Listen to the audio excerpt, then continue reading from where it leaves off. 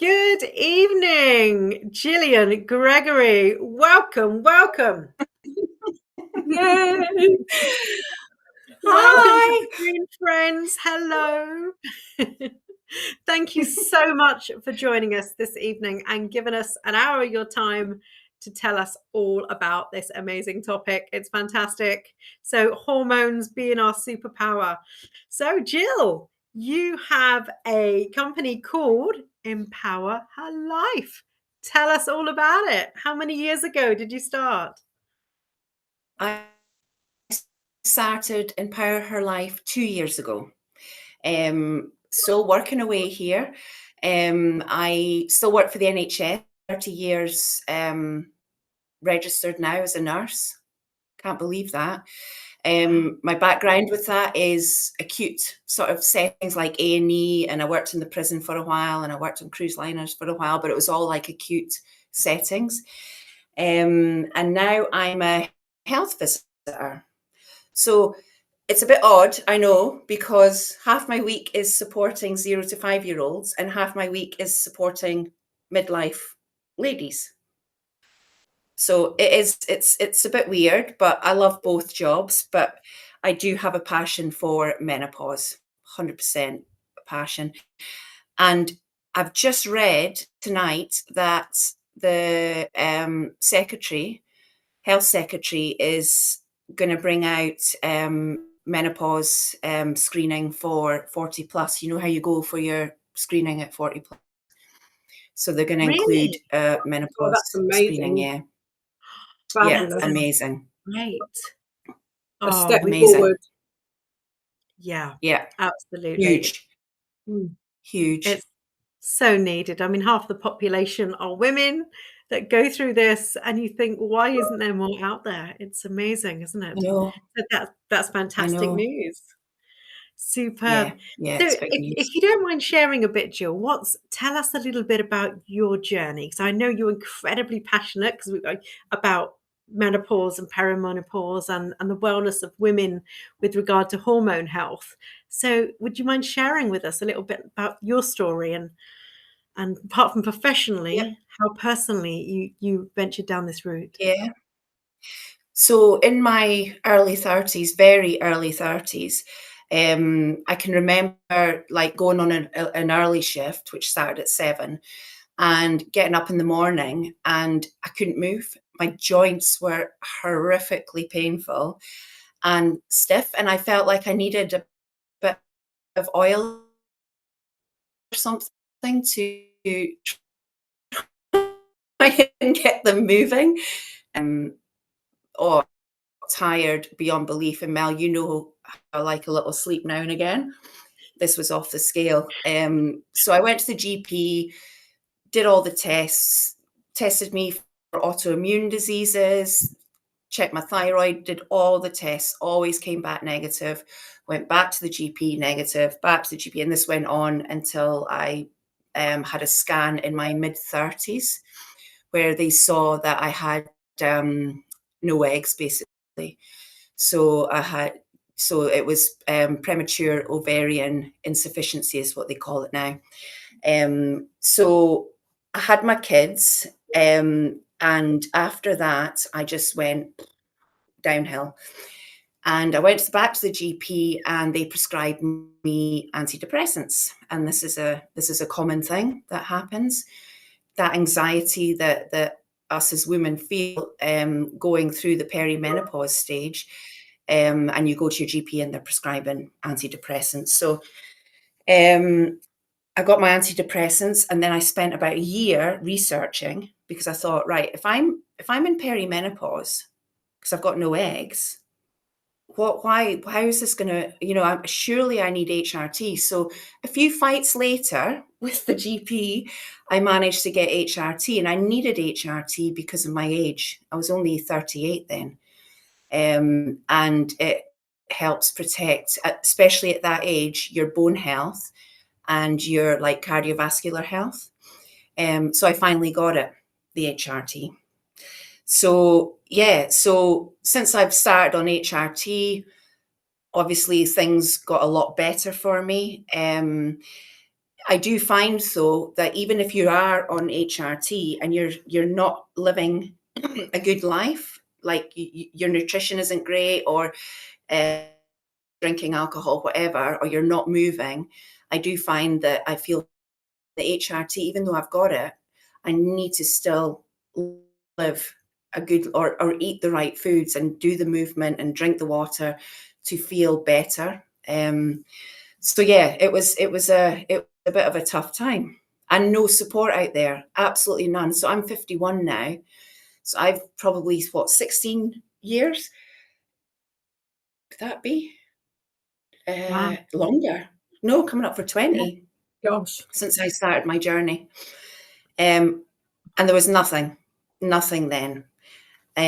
So yeah, this is where my passion comes from, because as well, when I was in my 30s, I was going out having a great time with my pals, but absolutely, not living the best life because I was young still, which really impacted as well. And there was no talk about menopause, none whatsoever at that point. And I know, like we spoke earlier, Mel, about Davina McCall and other ladies and stuff coming out, but there's still that stigma, and there's still not enough chat around menopause. It's a bit like sweep it under the carpet kind of thing, So that's where my passion, particularly in the workplace.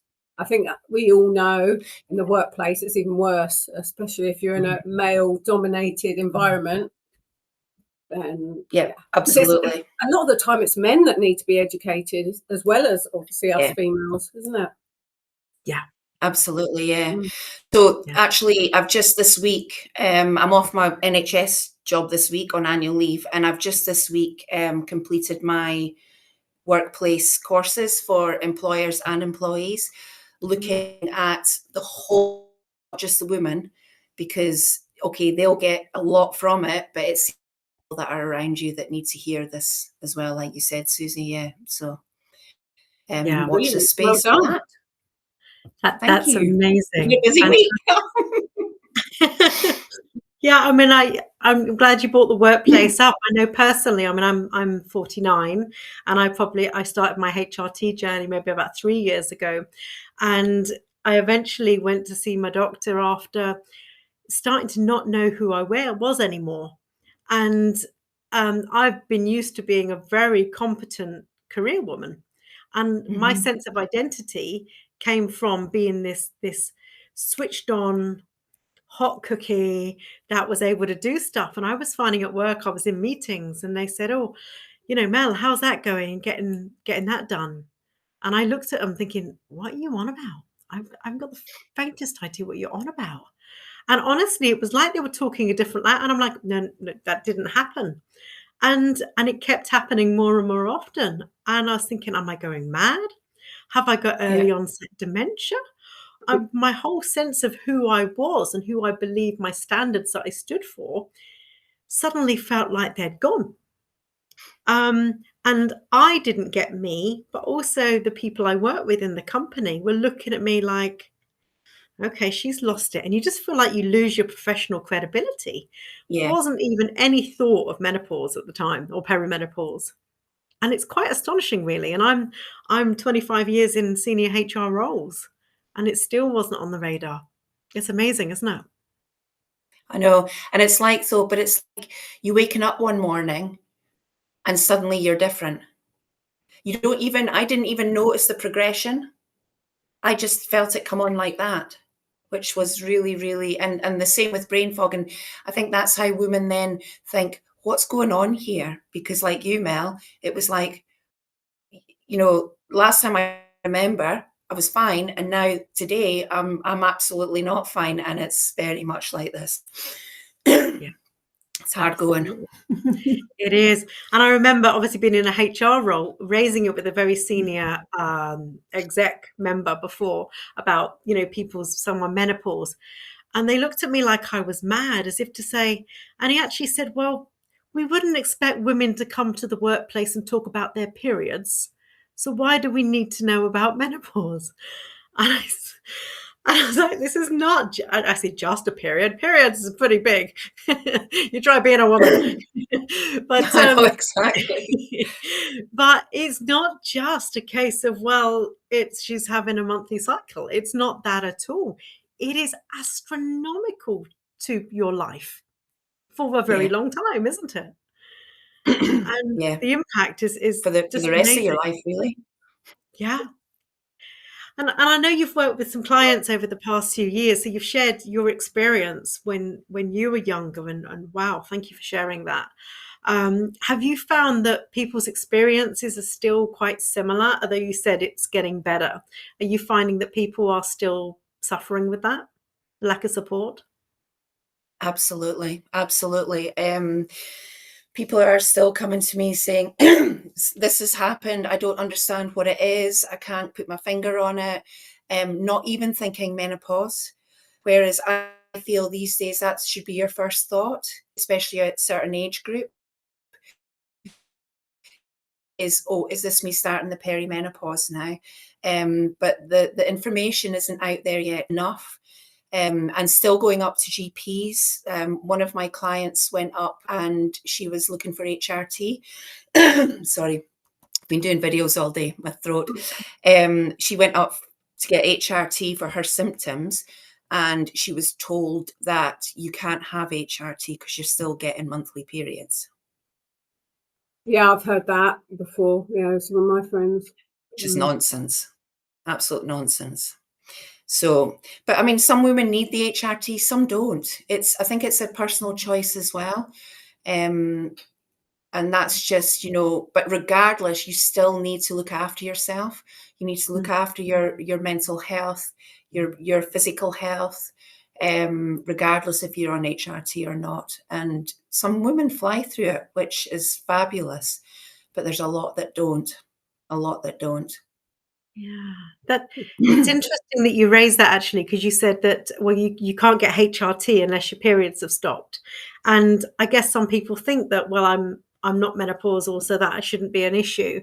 Yeah. So what sort of, just to share with us, what are the sort of symptoms that we should be looking for at peri? Because we sometimes think, well, that won't affect us till our 50s or 60s, but actually that's not the case at all, is it? So what Yeah. sort of things would someone start I mean, experiencing, maybe? so I've got a list of 48, but there's more. This is what I've got on my my course that I've got out. But there are so many more, and every woman's different. Every transition of through menopause is their own unique experience. So the kind of symptoms. So you've got your symptoms like your hot flushes, your weight gain, anxiety, sleep issues, your urine problems as well. But you've got other things like electric shocks through your skin, feelings of electric shocks, that tingling sensation, feelings of beasties crawling up your skin.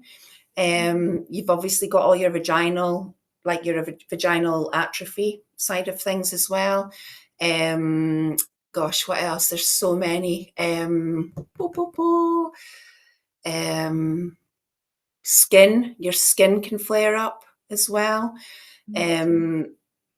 Gosh, I mean, I need my list. There are so many that I've found that I've had it's a hair bit like falling out. hair falling out. I was going to say, yeah, hair loss is, or hair thinning, even, isn't Hair it? thinning. I'm going to bring my list up here. You've There's- just listed effectively my last 2 years in that little bunch there, honestly. Really? Yeah. But I'm lucky, I have a really good GP who did give me Which HRT, and it doesn't has it? helped. It really helps. Oh,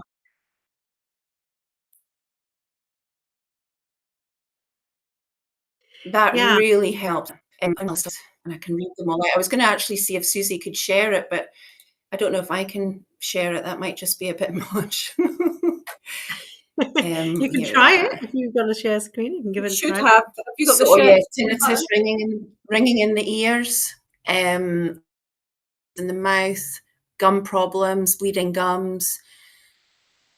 Allergies, that's a big one as well. Folk that never used to have any issues with allergies, and suddenly they're allergic to certain foods. Their hay fevers off the scale. That's quite a common one that we're seeing now as well. Body odor changes, that's a big one. Obviously your bone thinning, osteoporosis, dry eyes, feeling cold or chills, your Gosh, the loss of list goes on. motivation, confidence, You're on a depression, checklist. It's like a bingo, isn't it? Oh, yeah, I've got that. brain fog. How can I forget about Nice. brain fog? Put on the spot there. Bingo.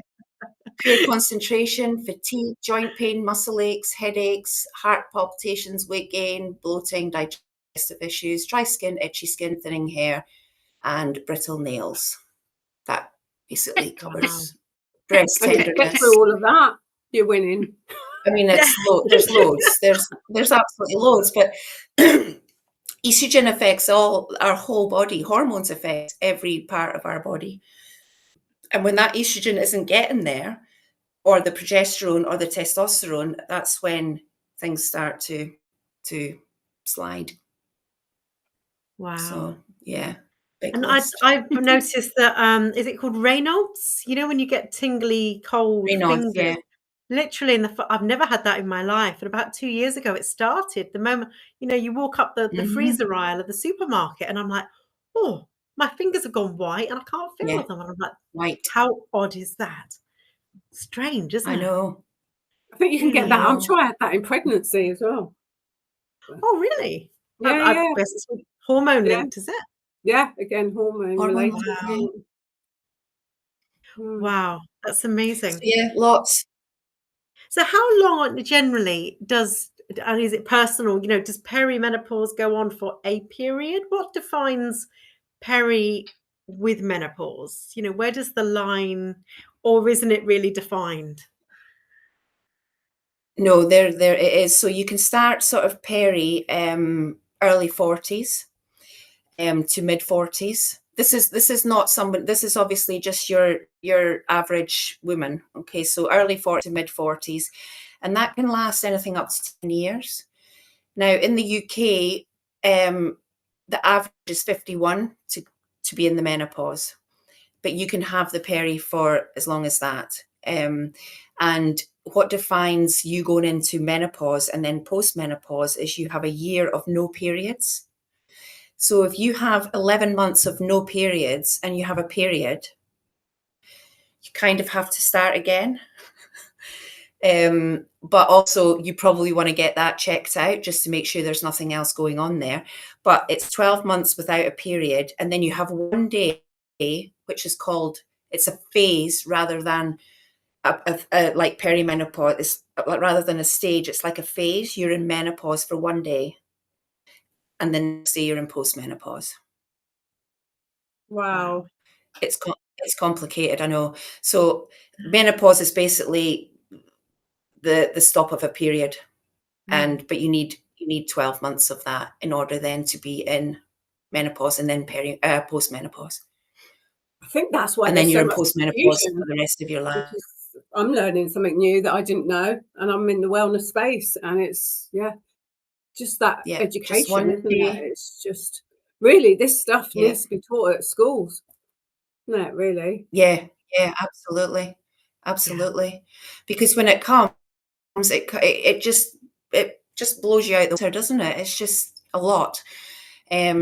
So, and then you're in postmenopause till the rest, and that's nearly, well, it depends how long you live for, but that could be half your life or more.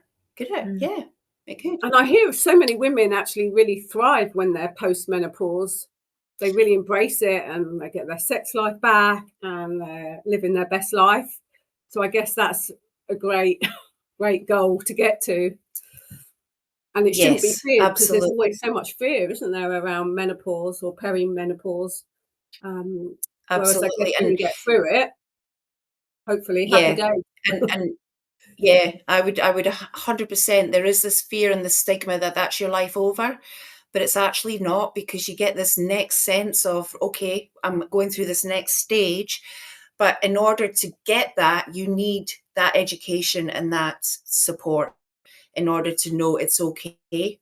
And you're going to get through this and you'll be absolutely fine at the other end. And people's symptoms do get better because your body is getting used to it. They don't go away. Some women do. Everyone's different. it's all unique, but they don't necessarily go away. They just get easier to cope with. But yeah, absolutely, it's the next stage and it should be embraced. Which I know when you're in peri and you're feeling like really crap, it's hard to think I'm going to embrace this stage of my life, because it's like, oh nah, but people do, and it is the way forward, because it's the next part of your life and journey, and it comes with positive things as well. May I ask a question, because it's something that gets asked or it's discussed quite a bit, that typically most females will follow their mums when they started peri and menopause. Is that true, or is that just trying to gauge when you're going to go through it? Yeah, so a lot of people, still do, and there is truth behind it. I followed my mom's. She was early menopause, and even then, I didn't think that I could at early 30s be starting perimenopause. And my mom didn't even put two and two together either. It was the most bizarre thing. And me being a nurse, you would have thought I'd think of that. But yeah, generally, I would want to know what the mother went through, just to gauge. It might not be the same, but it might be the same. I know clients whose mums breeze through it and they don't. And I think a lot of that has to do with your own lifestyle and your own. So maybe age is more of a factor, as in they might follow that same part, but your actual how you're getting on and getting through it could be down to lifestyle, stress levels, gut health. There's a massive amount out there to learn about in order to help you get through it. Yeah. Does that answer your question, Susan? Yeah, brilliant. Thank you. Appreciate that. Looks like we've lost Mel. She's probably dropped Wi-Fi, but I'm sure she'll return. Vicky, do you want to jump in and ask any questions? Yeah, just on that one, because I remember going, I was about 37 or 38, and I went to, it was when I was in a different part of the country, and I went to a GP and I said, I'm having all these symptoms, and my mum and her sister and my nana were all very early, like late 30s as well. And she says, oh, it's got nothing to do with that. That's nothing to do with it. And I said, well, okay, that's fine. But I still believe that, things are not good. And my mum had a horrific time, because she didn't get offered any help. They told her she was too young and it couldn't be the menopause and all this. And we had a horrific teenage life with my mum, because she was completely mad. And looking back now, obviously, you can kind of feel a bit of sympathy for her. But at the time, we just thought she was just nuts, and Wow. she was horrible. She really was horrible. And I said to my doctor, look, I just can't. I don't want my boys to be their lasting memory of me. And so she was fine. She suggested I had a coil fitted, and so that helped for a while. And then I'd moved to a different county, and a couple of years ago, so I think I was about 42 or 43 by then, 43 maybe. And I again went back and said, look, this has been great for a while, but it was coming to the end of the coil, and I just was feeling like everything, all those things, like the anxiety, the stress, the sleep, the hair, the skin, the mood, the emotions, the whole lot. And you know what? My GP was absolutely fantastic. And she said, right, we're just going to run a few tests, not the blood test. And she's like, I'm not interested in that. She's like, your symptoms are enough. But I had a couple of things that needed checked out gynae-wise, got that done. And then she said, right, no reason not to. So we went on, I got patches and obviously kept my coil. And oh, geez, within weeks, it was like a massive game changer.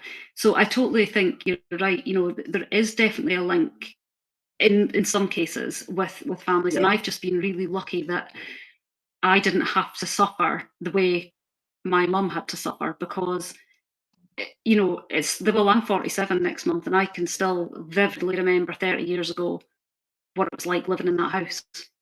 And how her and my dad made it to 50 years this year is quite beyond me. because and you're back then it wasn't talked about. It was swept totally under the carpet. Yeah. And No one would talk about luckily, it.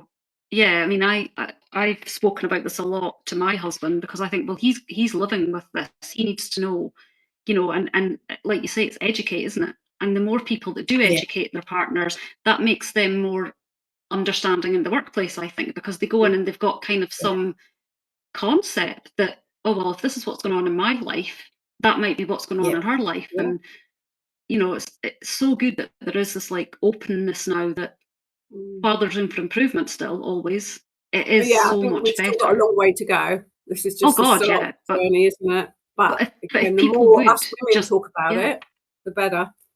Definitely. yeah, absolutely. Can you imagine, Vicky, how like your granny, if Mhm. she, like my granny, and there was no chat, and they were No, having these symptoms, thinking, what the hell is going on here? I mean, I know. I can't imagine even living like that, fearing what is No, happening with me, because it must have just been fear.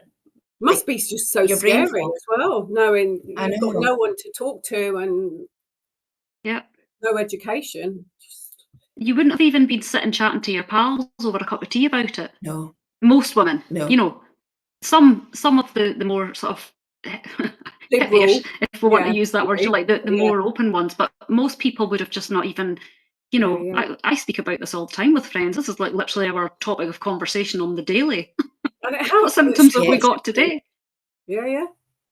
And it should be all over social media. And I think that stigma is definitely shifting. And Jill, you're obviously in the weeds of it, so you see it a lot more as well. There's also the thought process, though, of well, what did they do in the olden days? They just got on with it. But which obviously I think in the olden days it was a lot different, because I mean they would have had their symptoms, but they weren't eating processed crap. Yeah, They that's huge, isn't it? their Mm, their their nutrition was better. It was all like cooked from scratch. mm, Yeah, They you know, all that kind of thing. They just, and the stress levels that, say, my great gran was under was a different stress to what we're under in this day and age. And I think all that also makes things worse plays a for huge our part, doesn't it? kind of age group as well. Yeah. Not that I'm saying they wouldn't have had anything, because I'm sure they had everything, but maybe the extremity of it was less because Mm, of they lived a better lifestyle as such. yeah. well, they weren't maybe juggling full-time Yeah. jobs, children later in life, you know, and managing house. At the moment, we're all doing all of it, Wearing all the where hats, aren't we? they kind of were more of a traditional. They stayed at home and Mm, they kept the home, and so while it can't have been an easy life for them, I'm sure it maybe No. wasn't quite the same, like you say, in levels of stress, because they weren't juggling all the balls all the time. And Yeah. we're of that kind of generation, I think, where it's like, of course we can do it, and Mhm. we're not gonna ask for help until we're literally on our exactly. knees, Yeah, yeah. That's a you good know. And point. that's the thing. It's we're kind of our own worst enemies a little bit as Yeah, well, because because we're so independent. we've created this Yeah, we are strong and we are yeah. powerful and we can do it all, and actually, do you know, sometimes you can't. No, And you that whole can't. I thing, know. well, don't judge me because I'm a female, where Yeah, actually we need to be considered as females and our hormones. Yeah. So yeah, yeah, we are our own worst enemies from that respect, definitely. Which makes it harder for men, particularly in the workplace, because we're saying no, we're strong, we're independent, we're as good as you, which we are clearly. But then, you know, our hormones come into play Yeah. yeah. at every Yeah. stage, isn't it? At every stage of Mhm. our life, um, our Every hormones. stage. The other thing, I Gillian, know. as well, while you were mentioning earlier, is the UTIs, like Mhm. the that kind of side of it. So for the last year or so, I've been going back and forth because I keep feeling like I've got constant urine infections. And Mhm. sometimes I do and sometimes I don't. But also like it's the whole like increased urgency and this like need to go now, and you know, all the stuff that goes with that. And I don't think I'd actually thought about it until quite recently, that that is also part of potentially the Mhm. same umbrella, Yeah, until like obviously absolutely. speaking to the doctor again, and she's like, I have got a really good GP, and she's fab for for sort of menopause You're stuff. lucky But she's yeah, female as well. yes, and she's of an age, she's kind of there, so she gets it.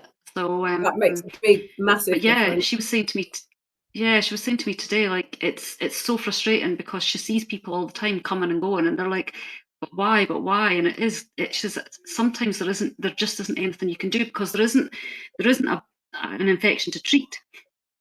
You've got all the No. symptoms, but there's nothing there showing up, and it's horrific. Yeah, horrendous. And a lot of my clients, they have real pain, like real Yeah. pain there because of the dryness. So there is a estrogen pessary, sorry, I can't, pessary that you can use, and you can also get estrogen cream as well, which on that area, and doesn't go anywhere else. Mm-hmm. Down below. So they started me on that a All couple right, of months okay. ago, and Yeah. I've had a horrendous reaction to it. I was just Did speaking you? to Mel about this earlier. Yeah, it's so anyway, it's been highlighted. So now I've ended up being back today, and I've been told not to use it, like just don't use it again, because obviously not working for you, but there's other stuff going on as well. So I'm gutted because I was like, oh, this will be the answer to that problem, but now actually what it's done is ended up with a referral to gynae and various other things. So it's like, oh my God, is it never ending? It's just I literally know. never ending. And your HRT, I'm sure if your doctor's good in that, you'll be on the right dose. Oh yeah, it's all been increased and it's fine. It's this was just like a little added extra, but it's just been a bit of a nightmare. So, but yeah, Yeah. like I was saying to her today, it's that constant need. Like I really feel like I need to go all of the time, and I've never had a problem. I used to be able to sleep all night and get up and let the dog out and have a cup of tea and then think, oh, I haven't been for a wee yet, and it's like that Yeah. urgency. And you get caught short Yeah. all the time, you're like, oh no, like, Yeah. no, where is the nearest toilet? And, Yeah. it's just awful. It's awful. And that is a very common symptom, Yeah. but that's one thing that you need to watch as well. And Vicky, you've been referred to gynae now, but anything that does feel out of the norm, so that waking up one day and thinking, what the hell's that? That doesn't feel Yeah. right. What's happening to me? You still need to get checked out by the GP because it's really important that it probably is perimenopause or another menopause symptom, but you still need to get that check to make Yeah. sure that, there's nothing else going on there for you. But yeah, that's good that she's referred you in, and yeah, see what they say. Eh? I guess it's having the confidence to challenge GPs as well, because we're so used to just taking their word. But again, it's having that confidence to say, well, no, actually, it's not right. I know something's not right. You can't tell me what it is. So I want either a second referral or be seen by gynae or someone else, I guess. Isn't it? Well, that's it, because on Monday when I went with my pain, and I was told by first GP that I had thrush, and I said, I don't have thrush. It's not thrush. This is like a whole different level of pain. There's no signs of thrush. No, it'll be thrush. And she swabbed me. Granted, she did, ruled it out fine. But she wouldn't. You'd have thought while she was taking a swab, she might have just had a wee look around.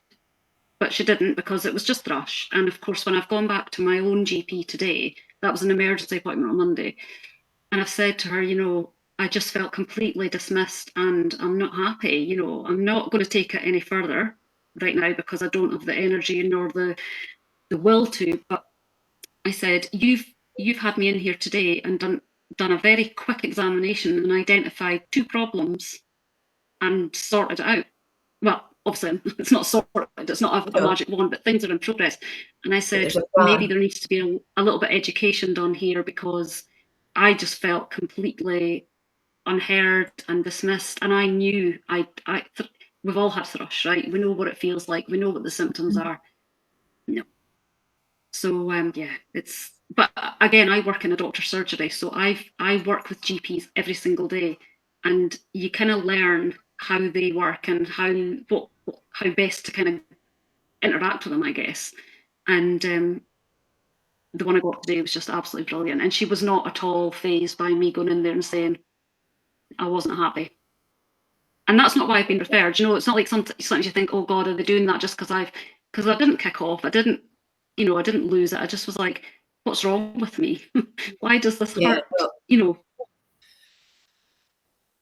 So that's one of the big things as well, Vicky, is that one of the biggest is that you don't feel seen, heard, or validated. You're just or brushed off, whether it's the GP, whether it's your partner or at work. But as soon as somebody actually sits down and listens and takes note of what you're saying, and you feel seen, heard, and validated about what's going on for you, that's a massive step. absolutely. Massive for you going through it. Yeah. Definitely. Mel, you disappeared. I did. I don't know what's been going on with the tech. I dropped off here. I had to reboot my laptop. The mobile wouldn't work. So apologies, ladies. Apologies. I probably missed all the good stuff, haven't I? It's okay. Tech Just my stuff. They love us, don't they, Mel? Whether it's 6 o'clock in the morning or 7 o'clock at night. No rhyme or reason. Someone's doing something. The choice. I was going to ask actually about, menopause and perimenopause and relationships, because it's a real biggie, isn't it? As to how you feel physically, mentally, and that connection. Do you find that something that's quite prevalent in your clients that you see? Yeah, it is. Yeah. It's that whole just not understanding. It's that you've married someone, you've done what you need to do, and then suddenly it's like and she's thinking, who am I? As in who she is, and again, it depends on your partner, so whether they're open to these discussions or not. It can be very frustrating for the female as well as the male. But I am going to do work around sort of the partner, and maybe do a bit of trying to put the information out there. There's a lot of relationships fail in midlife. And you just wonder, is this probably because Stats are really high, isn't it? Stats are high, yeah, for separations. And yeah, it is an issue because the understanding's not there. And men, depends what they're like, but a lot of men are sweepers under the carpets, with their own health and stuff. Don't go to the GP as much as females do, or they don't tend to. They keep all everything inside. They're not ones to speak about their feelings and all the rest of it. So it's a problem, definitely. Yeah. Definitely. Absolutely. And the connection changes, doesn't it? I think as well. You go through, if you chose to have children, you'll have the relationship where it's about having a family, and you get past that and the kids starting to grow up, and there's that, you're changing in your mind as well. And just that connection, you think, well, what's our next phase? What's our next chapter? And, you really have to be quite resilient in finding yourself during this time, don't you? And the understanding. Yeah. And the understanding, it's all about the understanding, isn't it? And the education, and just that support that you need from your partner, who maybe has never been that kind of person before, and it was never an issue, but suddenly you need this extra support as well. It's a bit of a circle of despair. Yeah, absolutely. And it's also about perception. We've spoken about perception of menopause and perimenopause as well, because there's still that stigma about it, isn't it? Even women, my age, that we have a chat, over a glass of wine or a coffee, there's just this thing, they want to still say they're in perimenopause. It just makes them feel younger, even if they are in menopause. They almost don't want to say, I'm people don't want to admit it, do they? Because it's like that next chapter of the aging process, which is crazy. And I think it's an old, old-fashioned stereotype that we need to shake off, to say it's still a wonderful, beautiful, attractive person. It doesn't matter what's going on with this, so long as everybody understands it and we can support and grow. But it's a real transition we're in, isn't it? Yeah, and I think a lot of it as well is accepting that, okay, I'm having an off day. I'm allowed to have an off day. I don't need to spin all those plates today, because that is added pressure on you, and you're allowed to take time out. And it's just getting your head around that as well. Because a lot of women are like, I can't stop, I need to go, go, go, go, go, go, go, Yeah. go. And they're struggling through it. And Mel and I talk a lot about that on our Be Great morning practice, you know, being able to pause and have self-care for yourself as well. That's so important. Yeah. So We are important. so busy giving to everyone else and our families, loved ones, whoever it is. But yeah, absolutely. Really And we have important. this sense of guilt quite often, don't we? And you know, trying to share with the ladies that actually, when we have a day when we're not feeling, should we say, us, and it doesn't mean to say we're having a really bad life. It just means this isn't me. This is just my hormones today, or it's Yeah. just how I'm feeling. It's not forever. It's just right now. And things are going to get better. But it's keeping that mindset on track, isn't it? It's an interesting journey and difficult journey at times to go through, isn't it? Very much so. And especially when your hormones are so erratic in the perimenopausal period, because it's like this, your estrogen's like this, up and down, up and down, up and down. And that's why they don't do blood tests. Well, blood tests, your GP might do one, but they don't generally do them, because you would need to do a whole week, for example, of a blood test at a certain time, or different times, because you'll never get a consistent level or check. So they go by symptoms now to get prescribed HRT. But that up and down, and you just don't know whether you're coming or going. And it does settle once you hit the post-menopausal period, but you'll still have off days. We all will.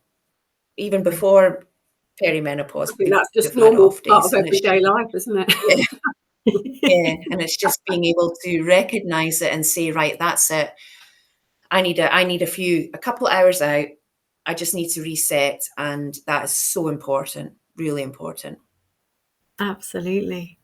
And obviously, choosing HRT is a personal preference, and I guess are based on someone's medical history as well, as to whether they medically can take it. But do you find what split out of your clients do you find that some people are choosing not to, versus having the HRT to hold off some of the symptoms?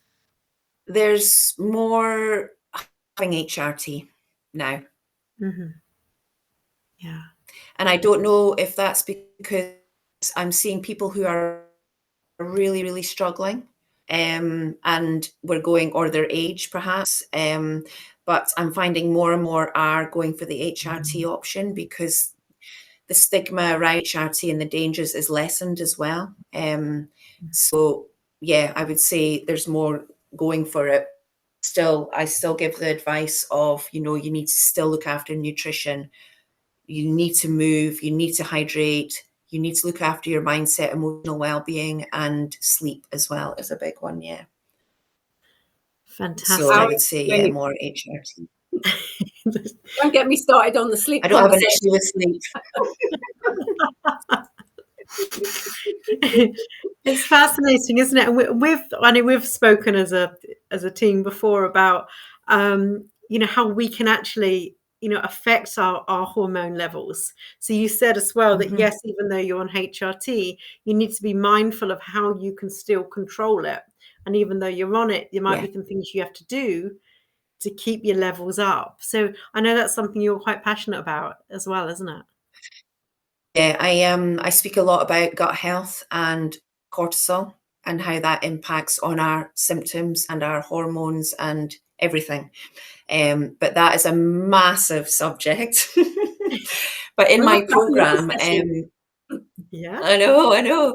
In my program, I've got, it's called the I Thrive Growth Method, and I look at 5 key areas, which are your nutrition. So looking at what you're eating, so making sure that you're having protein with every meal, high fiber, your pre and probiotics for your gut health, lots of vegetables, green veggies, all that kind of just a lot like the Mediterranean diet, full of omega-3s, really.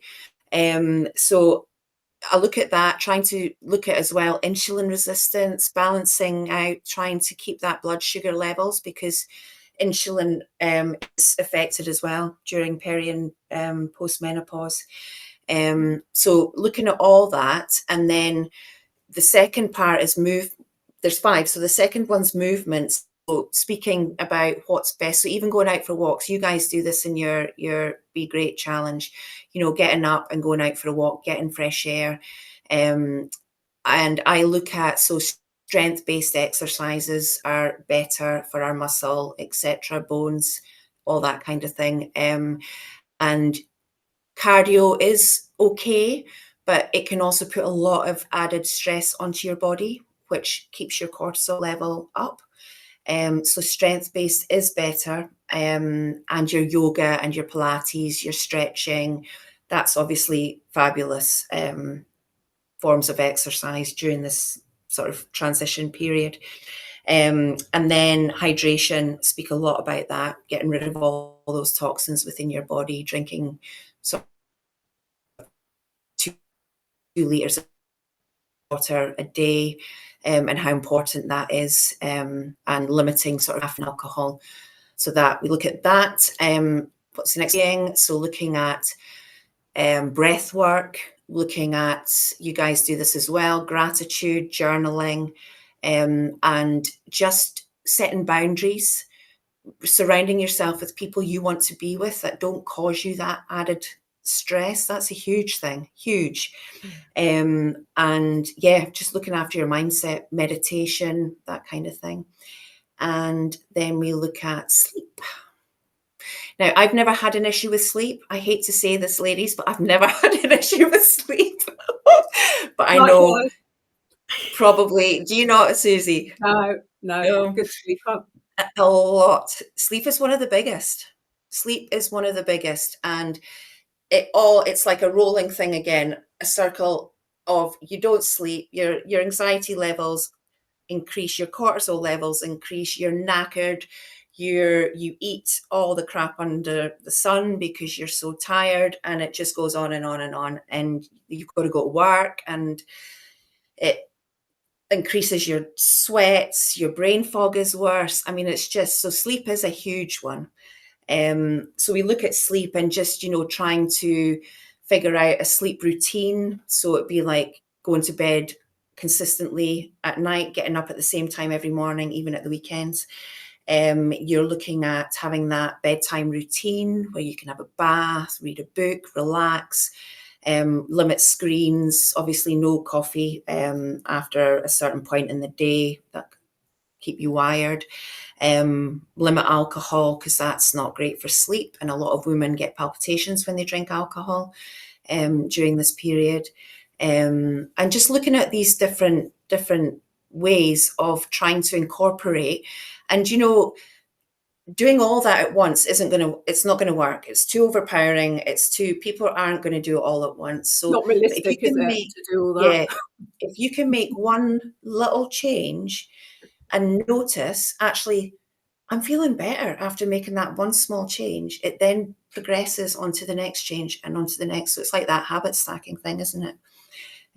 So it's just putting the information out there, letting people know you could try this, see how you go, and see if that helps. But they're my 5 main ones that I cover, because they're, I think, are the most important. And research, there's so much research out there, and more so now. I mean, the gut brain research, that hasn't been going on for that long.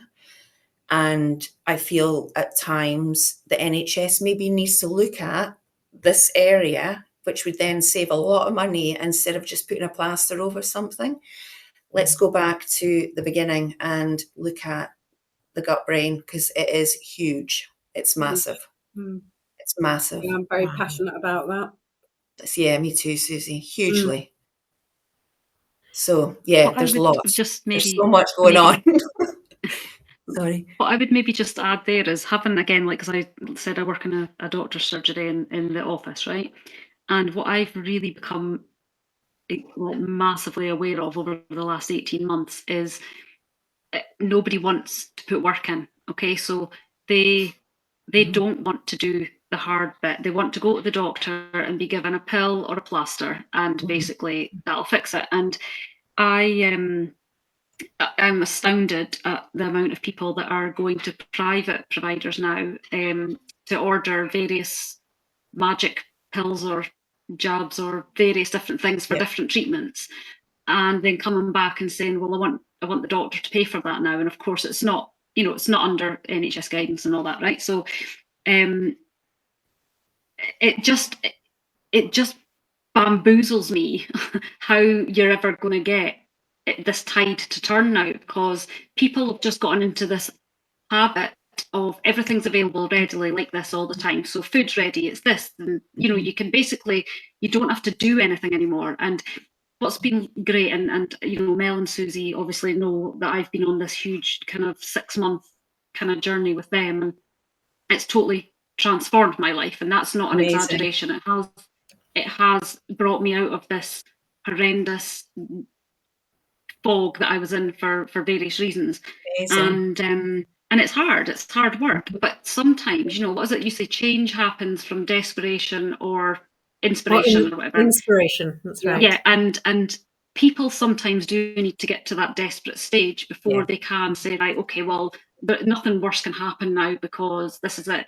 But the majority of people don't almost get to that desperation stage, but they're not inspired either. So they just want somebody to fix it. Yeah. And I don't know how the country and the NHS, because obviously we all know it's on its knees and it's a total nightmare and all this, because people just don't want to put any effort in to making changes. I would agree. It's mind-boggling. It is. It's mind-boggling, and I would totally agree with that. And I think that's why I kind of go down the route, make one small change, just one. Yes. See how that makes you feel. And then if they can make another little small change, it's just, but all doing it all together, that is never. And it's too overwhelming. That's never too much. It's too much. Yeah. Yeah, it's just convincing people to take that first step, isn't it? And I bleat on all the time now about, obviously this sort of the community that I'm part of, and my work colleagues have seen me go from this constantly fatigued, sore, sad, stressed out, being to like going in and doing a 10-hour shift, and if it's like I'm tired, I'm not gonna lie, I'm still tired, but I'm not exhausted, and and I'm back to me. I've got like vibrancy back again, and maybe not this week. This week's been a bit of a slog, but but yeah, it's and I wish more people would just and like you always say as well, Mel and Susie, it's like you can only meet people where they are. And I've said before, I've got a colleague at work, and she's got so many health issues, like really serious ones, like she's had a stroke, and she's now diabetic, and she's got various other things going on, and I'm just like, I just keep talking about what I'm doing all the time, but without like throwing it in her face, but kind of like, and like I've just lost half a stone in the last month by just like cutting out shite, and sorry, bad words, cutting it out and doing the walk and whatever, and it's hard, don't get me wrong. There are some days I could have easily had a bit of cake in the office, but it's like, right, no, because I don't want to. But yeah, and it's just, I just feel sometimes like you just want to go, come on now, it can be done. But just need a little nudge, but even that little nudge doesn't, because if their mindset, if they're not ready to hear it, that's it. And that's where I've now let her, or let them, as we're doing at the moment as well. Like just you can't. And unfortunately, that is still the majority of the population. Yeah. And that's the nut that we need to crack. Yeah, absolutely. Consistency, isn't it? I think we need a sledgehammer. Absolutely. I love that, Vicky. Thank you. And I just, we're passionate change makers because we want to make a difference, and we just know what people are capable of. So, every little teeny bit we can help people make a maneuver is so good for us. And Vicky, just to say, we're so proud of you. You know, Thank from you. day one, you just went all in, Amazing. and I knew how difficult it was.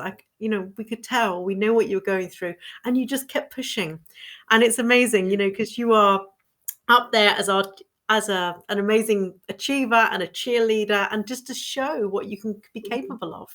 It's If you amazing. Yeah. Well done, Vicky. And your That's honesty, because it's not easy. incredible. It is hard, and you have to put in the work, and it has to be consistent. And you're a Absolutely. testament to that. So again, thank you. Well, and that's and the thing. you Yeah, are you showing just other people now. You are showing them. yeah, yeah. And the thing is, it is like that. It is hard work, and it's not easy, but it's such a great feeling to know that I'm now going into this next stage with a far better mindset. And like that, I've been able to handle this week in a far more calm and measured approach. A couple of years ago, I'd have been in there like, I want to put in a massive complaint and you know, I'd have been somewhere up here. And what would that have achieved actually? Yeah. Probably absolutely hee-haw. So, you know, it's High blood pressure. Yeah. yeah. Yeah. More cortisol, And we more don't need stress that. on your We don't body. need that on top of everything else. Oh, So, it's yeah. amazing, isn't it? And it really does go to show it, you know, as you said, Jill, you know, how much our mind is linked to our body, is linked to our hormones, is linked to what goes in our mouth, to how we move.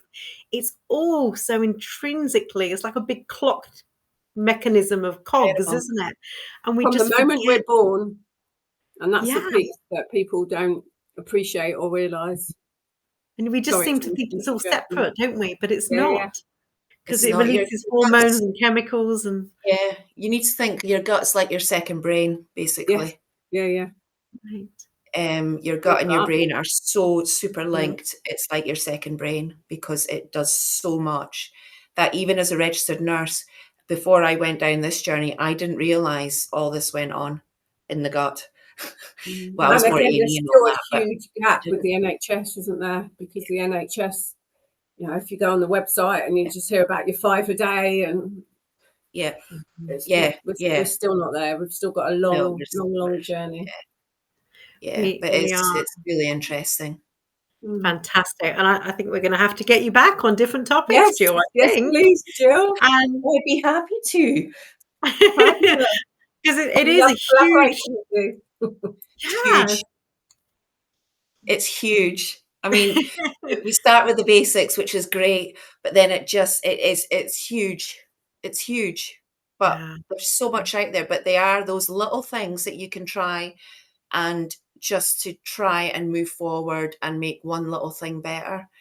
But there is so much going on in your body, and it's not all negative. It's not, because you will get through it. But you just need, as Vicky was saying, you just need that to push yourself that little bit or try a change and be consistent with it. Like you guys have said as well. But it's massive. It's massive. Amazing. I know. Well, this has been so insightful, and I've absolutely loved our connections, actually, all of us, you know, sharing our experiences, sharing our knowledge, and I think we're so aligned in wanting to share all this with people. We need everyone to live their best life, and that's all of our make a passion, difference, isn't it? Making a difference, Make a empowering difference. women like us to thrive and live their best life. Yeah, Absolutely. and know that their happiness, their health, their hormones, their body is all totally in their control. And it doesn't have to be difficult, does it? It doesn't have to be. No. It starts with awareness and a willingness. If you're willing to wanting to learn and be change. open, then your life can change. I know, because you And could be in this Ricky for the is next testament to 30 that. years. Yeah. 40 years. Yeah. We've only got one life. We have to live it. They got one life. As I always say, health is wellness. Health is wealth. So absolutely. Yeah. And you're right. You know, so if menopause kicks in at 50 or late 40s, this is only half of our life. If we, you know, they we're say all people living live longer. till 100 and something nowadays. Then hey, let's just grab this. I'm not ready for slippers yet. No. Well, Mel, you say that, but we dance in our slippers at 6 a.m., don't we? So. We do. And we're dare guilty. I say it, We're both guilty of that. Dare I say it? I have got a suit jacket on here, but I do have my slippers on. So do I. Yeah, me too. Have we all got slippers on? Yeah, Yeah, yeah. we are the slipper gang. They're all quite similar as well. Is that an Okay. age thing? I'll We've all rephrase got that. the same style of slipper. Is that an age thing? Exactly. What's going on? Oh, but they're all hairy inside. Yes. Yeah. Mine have got memory foam. Is that what happens when you reach 40 something? I love a memory foam. Oh, so nice. Mine have got memory foam too. Oh, Vicky, Memory great foam minds. ones. Honestly. Like walking on a cloud. Oh, it's the little things, isn't it? The little things in life that give us pleasure. I know. I'm going to have That to ask does for happen, I memory foam think. for my Christmas. Put that on your vision board, I'll Jill. put it on my list. For me, I can't walk in heels anymore, but I love a memory foam We ditch the slipper. heels. It's about comfort. It is, isn't it? Sure is. Love it. Life's too short. Keeping Oh, it real, ladies. Keeping it real. Oh, ladies, this has been so much fun. And Jill, we can't thank you enough. This I has know, been so thank you. That was insightful. a great and chat. Thank you. It really was. Definitely have more. Have you back. Have another one about gut Yes. health. The Gut gut health. health Yes, sounds really interesting. Yeah. absolutely. Yeah. I might do a few Definitely. slides because it can get a bit complicated. So if I do a few visuals, then you can understand more maybe Yeah. of what I'm, because it's huge. But I'd love to do. I could speak about gut health all day. I love it. I absolutely love it. Amazing. Well, please come You back. are on. We're going to get a date in the diary. Well, and thank you. Nice to meet you, Vicky. And I wish you well And you, on your Jill. journey. But I'll see you next time. Hopefully. Yep. Thank you so much, ladies. Amazing. Well, You nice are to see you awesome. guys. Evening. See you in the morning. Have a great Take evening. See you in the care. morning, 6 a.m. Bye. Bye. Bye.